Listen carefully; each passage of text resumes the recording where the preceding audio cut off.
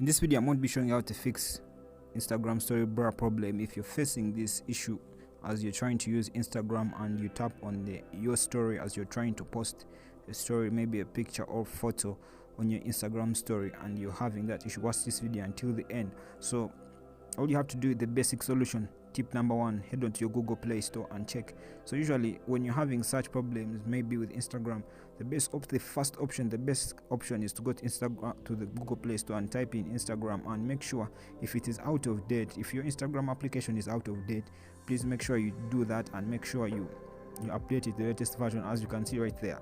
So head to your Play Store and update your Instagram, the latest version. When you update your Instagram, the latest version, you should be able to remove such, you should be able to overcome the problem. So if you're a fan of Phone Tips Tricks, be sure to subscribe to our YouTube channel and join the family. So after updating this app, the Instagram app, you should be able to solve this Instagram story blur problem. If not, let me know down in the comment section below. Thanks for watching.